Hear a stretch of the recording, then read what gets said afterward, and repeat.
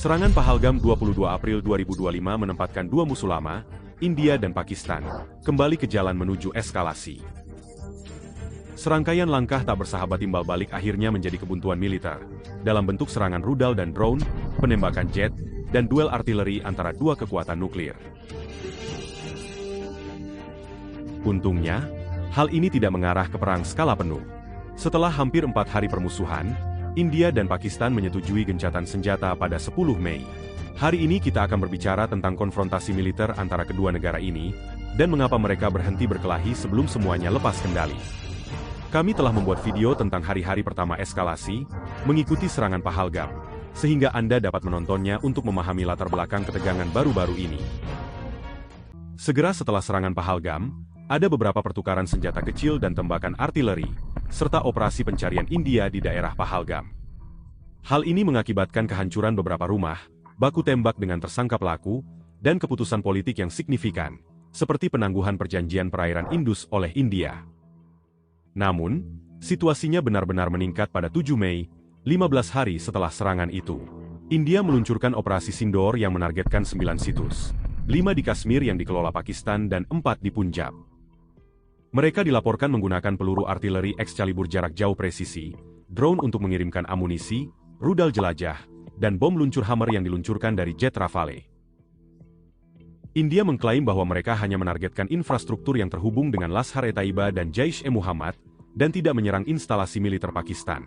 Mereka juga mengumumkan kematian lebih dari 100 teroris, sementara Pakistan mengklaim serangan ini menewaskan 40 warga sipil, termasuk 15 anak. India secara sengaja menghindari menargetkan infrastruktur militer Pakistan, dengan pesan bahwa mereka bisa menyakiti Pakistan, tetapi tidak menginginkan perang habis-habisan.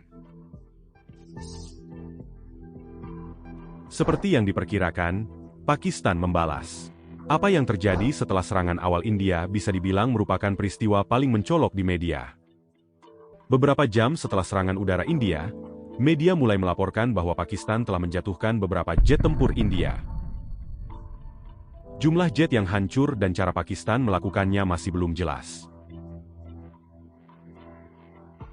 Pakistan mengklaim telah menembak jatuh 6 jet India, 5 di atas Kashmir yang dikelola India dan 1 di atas Punjab India. Sumber Pakistan melaporkan adanya pertempuran udara selama 1 jam antara sekitar 125 jet tempur kedua negara, yang diklaim menghasilkan hasil tersebut.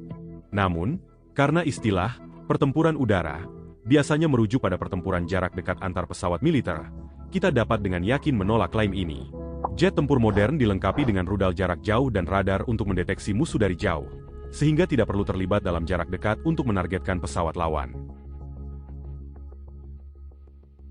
Setelah memverifikasi gambar puing-puing 2 jet yang hancur, Washington Post menyimpulkan bahwa itu adalah Rafale dan Mirage 2000 buatan Prancis. Reuters dan Washington Post mengkonfirmasi bahwa India kehilangan setidaknya 3 jet tempur. Namun, sejak itu rekaman lokasi kecelakaan keempat muncul di media sosial. Reuters mengutip seorang pejabat AS yang menyebutkan bahwa jet-jet India itu ditembak jatuh oleh PL-15 Cina, sebuah rudal udara-ke-udara jarak jauh yang diluncurkan oleh jet J-10 Cina. Menteri Luar Negeri Pakistan, Ishaq Dar, kemudian mengonfirmasi bahwa J-10C memang digunakan untuk menjatuhkan Rafale India dalam pidatonya di parlemen.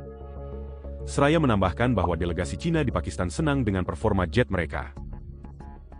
Penembakan jet tempur Prancis generasi 4,5 oleh senjata buatan Cina yang dilaporkan di media tradisional dan sosial sekali lagi menunjukkan kemajuan signifikan Cina dalam industri persenjataan.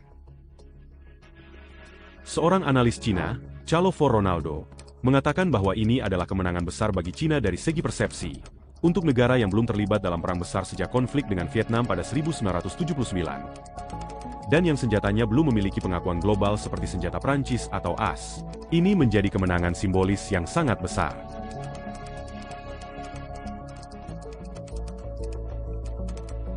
Pakistan juga melakukan langkah balasan lebih lanjut terhadap serangan udara India. Di darat, tentu saja, tidak ada konflik Indo-Pakistan yang lengkap tanpa konfrontasi di Kashmir. Tak lama setelah serangan India, Pakistan meningkatkan intensitas penembakan artileri dan tembakan senjata ringan di jalur kontrol di wilayah sengketa. Ini berlanjut hingga gencatan senjata, dengan puluhan warga sipil di kedua sisi tewas. Ada pula serangan kecil sesekali, tetapi kedua belah pihak tidak berusaha merebut wilayah. Pakistan juga menanggapi dengan serangan drone dan rudal ke India bagian barat dan utara. Pada 8 Mei, pemerintah India mengklaim bahwa 15 situs menjadi sasaran serangan ini. Citra satelit setelah serangan mengonfirmasi bahwa pertahanan udara India bekerja cukup baik untuk meminimalkan kerusakan dari drone dan rudal Pakistan. Kini giliran India untuk menyerang. Pada pagi 8 Mei, mereka meluncurkan serangan drone mereka sendiri, terutama menggunakan Harpy dan Hero buatan Israel, yang dilaporkan menargetkan infrastruktur pertahanan udara Pakistan. Sumber Pakistan mengonfirmasi serangan ini, mengklaim bahwa India menargetkan 11 situs dan mengakui bahwa satu peralatan rusak.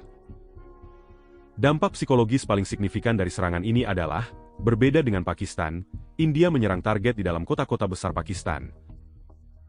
Lebih spesifik lagi Karachi dan Lahore, dua kota terpadat. Tindakan ini menciptakan risiko eskalasi tambahan dan kemungkinan perang yang lebih panjang. Situasi semakin memburuk pada pagi 10 Mei, ketika Pakistan meluncurkan Fatah-2, sebuah rudal balistik jarak pendek, ke arah India. Rudal itu ditembak jatuh oleh pertahanan udara India. Pakistan membantah hal ini, mengklaim bahwa itu adalah rudal India yang jatuh di wilayahnya sendiri. India kemudian membalas dengan serangannya sendiri, berhasil menghantam pangkalan udara Nurhan serta infrastruktur militer Pakistan yang penting, termasuk lapangan terbang dan sistem pertahanan udara di Rafiq, Rahim Yarhan, Chiniat, Arifwala, Peshawar, Murid, dan Soh, menggunakan drone Harop, rudal Brahmos, Crystal Maze, dan rudal lainnya. Citra satelit menunjukkan keberhasilan serangan India, khususnya terhadap pangkalan Nurhan, yang mengkhawatirkan karena dekat dengan markas besar dan pangkalan militer yang melindungi penyimpanan senjata nuklir Pakistan di Rawalpindi. Masih sedikit bukti untuk menjelaskan mengapa serangan udara India ini lebih berhasil daripada yang lain. Mungkin serangan-serangan sebelumnya telah melemahkan pertahanan udara Pakistan, atau mungkin memang dimaksudkan untuk mengidentifikasi lokasi aset pertahanan udara Pakistan, sehingga India bisa melakukan penargetan yang lebih presisi. Militer Pakistan kemudian menyatakan bahwa sebagian besar rudal dan drone India ditembak jatuh selama serangan itu, tetapi yang lolos tetap menyebabkan kerusakan. Ada juga desas-desus tentang serangan India terhadap fasilitas nuklir Pakistan di Karana Hills. Jelas bahwa serangan terhadap infrastruktur nuklir akan menjadi eskalasi besar yang berpotensi membawa konflik ke wilayah yang belum pernah dijelajahi sebelumnya. Namun, tidak ada bukti serangan seperti itu yang muncul sejak saat itu. Menanggapi serangan ini, Pakistan meluncurkan serangan balasan terakhir dari konfrontasi ini. Rudal Fatah-1, Fatah-2, dan Hat-1, bersama dengan drone Yaha-3 buatan Turki, diluncurkan ke pangkalan udara India. Menurut pejabat India, serangan ini menyebabkan kerusakan terbatas di Adampur, pangkalan Pathankot, Adampur, dan Bhuj. Tiba-tiba, beberapa jam kemudian, Presiden AS Donald Trump mengumumkan bahwa kedua pihak dalam konflik menyetujui gencatan senjata. Ini tampaknya muncul entah dari mana, karena serangan pada 10 Mei oleh kedua belah pihak justru menunjukkan kemungkinan eskalasi lebih lanjut yang lebih tinggi daripada berakhirnya permusuhan. Jadi, bagaimana dan mengapa Pakistan dan India setuju untuk berhenti? Orang yang mengumumkan perjanjian gencatan senjata, Donald Trump, mengecilkan kemungkinan keterlibatan Amerika sebagai mediator. Hanya beberapa hari sebelumnya, ia mengatakan, mereka telah berjuang untuk waktu yang lama. Saya hanya berharap ini berakhir dengan sangat cepat. Wakil presidennya, Vanchi, bahkan melangkah lebih jauh, menyatakan bahwa konflik ini bukan urusan kita. Semua ini menunjukkan bahwa Amerika tidak punya niat untuk terlibat. Namun, pada 10 Mei, konfrontasi jelas memasuki jalur eskalasi. Rudal balistik mulai digunakan, dan serangan India terhadap pangkalan Nurhan menaikkan suhu konflik. Media Pakistan melaporkan bahwa pada 10 Mei, Perdana Menteri Shahbaz menyerukan pertemuan Otoritas Komando Nasional, yaitu struktur yang bertanggung jawab atas infrastruktur nuklir Pakistan. Meskipun Pakistan kemudian membantah bahwa pertemuan seperti itu benar-benar terjadi, apakah pemerintah Pakistan sebenarnya berniat mengadakannya atau tidaklah relevan, karena hanya menyebutkannya saja sudah merupakan sinyal nuklir yang jelas, kemungkinan dilakukan untuk mencegah India mengambil tindakan lebih lanjut. Anehnya, bahkan sebelum eskalasi 10 Mei, dan meskipun nada meremehkan sebelumnya, pemerintahan Trump mulai merasa tidak nyaman dan karenanya mulai terlibat untuk membawa kedua pihak ke meja perundingan. Dilaporkan bahwa Menteri Luar Negeri Rubio berkomunikasi dengan para mitranya dari India dan Pakistan. Vanch melakukan panggilan telepon dengan Perdana Menteri India, Modi, pada 9 Mei.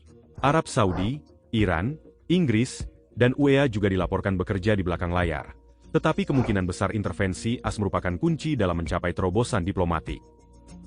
Pembicaraan diintensifkan setelah laporan tentang Otoritas Komando Nasional muncul di media. Sekretaris Rubio melakukan panggilan telepon dengan Panglima Militer Pakistan, Jenderal Asim Ania, yang menurut Reuters secara luas dianggap sebagai orang paling kuat di negara itu, pada 10 Mei.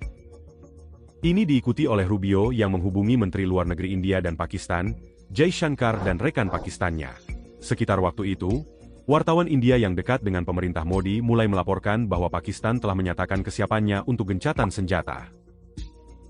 Langkah terakhir menuju gencatan senjata adalah panggilan telepon antara perwakilan militer India dan Pakistan pada sore hari tanggal 10 Mei. 2 jam kemudian, Trump memposting tentang adanya gencatan senjata penuh dan segera antara kedua belah pihak. Secara keseluruhan, kerusakan yang ditimbulkan oleh India dan Pakistan terhadap satu sama lain terbilang kecil, terutama mengingat intensitas rudal yang cukup tinggi dan serangan drone satu sama lain. Puluhan warga sipil dan beberapa tentara tewas, sementara fasilitas militer kedua negara hanya mengalami kerusakan terbatas. Sorotan terbesar dari perang ini, dari sudut pandang militer, adalah jatuhnya beberapa jet India oleh jet buatan Cina Pakistan, termasuk setidaknya 2 jet tempur buatan Prancis, dan serangan India terhadap pangkalan Nurhan. Tidak ada pemogokan yang, tentu saja, memiliki dampak yang menentukan pada bagaimana perang berlangsung. Tetapi itu penting dari aspek psikologis. Namun, jangan salah, dampak terbatas dari serangan udara oleh kedua negara seharusnya tidak mencegah kita untuk menyimpulkan bahwa suhu putaran terbaru ketegangan Indo-Pakistan terus meningkat. Ini mendorong Amerika Serikat untuk campur tangan dan menengahi gencatan senjata, guna menghindari eskalasi berbahaya lebih lanjut. Tetapi, seperti yang dicatat dengan benar oleh Christopher Clary dari Simpson Center, gencatan senjata bukanlah perdamaian. Krisis berikutnya akan datang. Krisis ini hanya akan menjadi landasan di mana krisis berikutnya akan terungkap. Oleh karena itu, penting untuk meneliti pelajaran dan implikasinya sebelum permusuhan kembali meletus. Kita akan terus berbicara tentang situasi ini dalam beberapa hari dan minggu mendatang. Jadi, pastikan Anda berlangganan dan menekan tombol bel untuk melihatnya.